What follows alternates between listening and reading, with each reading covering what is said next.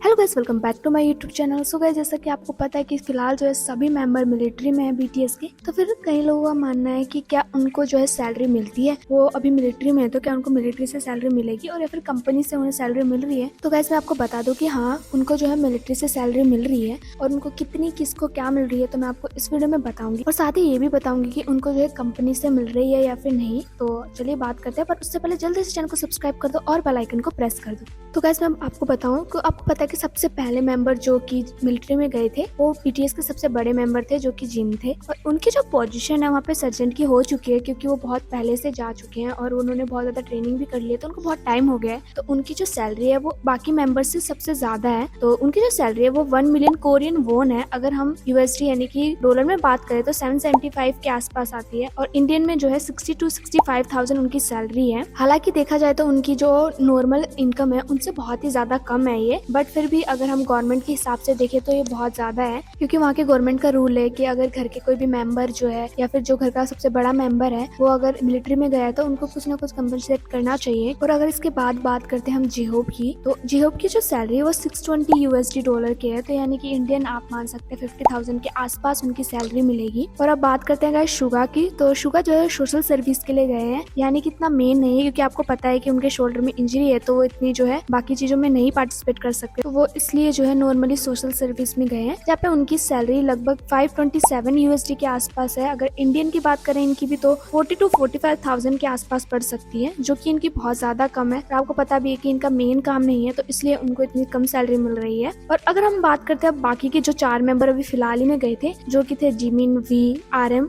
और फिर सबसे छोटे मेंबर जेके, और वो जो है अभी फिलहाल ट्रेनिंग फेज में है, तो फिर आप ये कह सकते हैं कि उनको ज्यादा सैलरी नहीं मिल रही, बट वो ट्रेनिंग कर रहे हैं पर फिर भी इसके बदले भी उनको सैलरी दी जाती है जो कि लगभग उनकी 6 लाख कोरियन वोन के आसपास है, यानी कि 40 से कम ही मिलेगी उनको। तो 40 से ज्यादा उनकी सैलरी नहीं है, बट फिर भी ट्रेनिंग के दौरान उनको इतना मिलना बहुत बड़ी बात है। तो इस हिसाब से कहा जाए उनको फिलहाल जो मिलिट्री से इतनी सैलरी नहीं मिल पा रही है। बट अगर हम बात करें बिग हिट की यानी कि कंपनी से, तो गाइज मैं बता दूंगी उनको कंपनी से भी डेफिनेटली ही उनकी जो मिल रही है क्योंकि वो ऑलरेडी इतने सारे जो है काम करके गए हैं, तो उसके थ्रू भी उनके फैमिली को और उनको डेफिनेटली इनकम मिल रही होगी क्योंकि वहाँ के गवर्नमेंट का रूल है गाइज कि अगर कोई भी आइडल ऐसे बाहर मिलिट्री में जाता है तो उनके थ्रू जो है कंपनी पैसा नहीं कमा सकती, और वो कुछ भी कमाते तो उसका हिस्सा डेफिनेटली बीटीएस को जाता है। तो इसका मतलब ये है कि उनको बीटीएस को जो है उनकी कंपनी से और उनकी फैमिली को जो डेफिनेटली मिल ही रही है, तो ऐसा सोचने की बात नहीं है कि उनको नहीं मिल रही होगी, डेफिनेटली मिल रही है और वो अच्छे से जो अपना टाइम भी स्पेंड कर रहे हैं। तो गाइज आज के लिए बस इतना ही। आई होप कि आपको ये इन्फॉर्मेशन अच्छी लगी हो और साथ ही ऐसी अपडेट और भी पाना चाहते हो इस चैनल को सब्सक्राइब करना। तो मिलते हैं नेक्स्ट वीडियो में, तब तक के लिए बाय बाय, टेक केयर।